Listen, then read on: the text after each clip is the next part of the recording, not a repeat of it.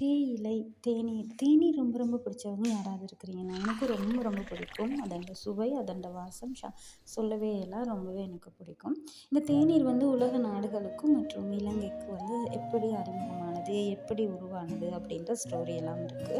எங்க உருவானா என்ன, இப்போ இலங்கையில நம்ம கையில இருக்கு. ஒரு நாள்ல ஒரு பிளேன் டீ, ஒரு தேநீர் இல்லைன்னா அந்த நாளே இல்லைப்பா அப்படின்னு சொல்றதுல நானுமே ஒருத்தி. நானுமே மலையக பெண் தான். ஸோ எனக்கு ரொம்ப தேயிலை அந்த வாசம் வந்து ரொம்பவே பிடிக்கும். இந்த வீடியோவில் பாருங்கள், அந்த பூ, அந்த காய், இந்த இலைகள் வந்து எவ்வளோ வடிவாக இருக்குது அப்படின்னு சொல்லி. இந்த வீடியோ எடுக்க காரணமே இதை பார்த்ததும் எனக்கு வந்து சின்ன வயசு ஞாபகம் வந்துச்சு. சின்னதில் நான் வந்து இந்த பூ காய்களை வச்சு வச்சு விளையாண்டுருக்குறோம் ஃப்ரெண்ட்ஸோடு சேர்ந்து.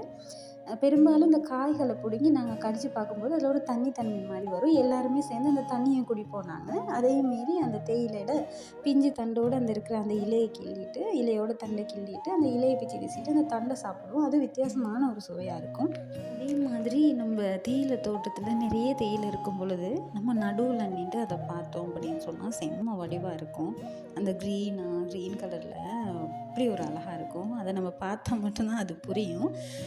சொல்லப்போனால் இயற்கையிலான எல்லாமே விசித்திரமான அழகு தான். தேயிலை, தேநீர் ரொம்ப பிடிச்சவங்க யாராவது இருந்தீங்கன்னா அந்த வீடியோவுக்கு லைக் போட்டுருங்க.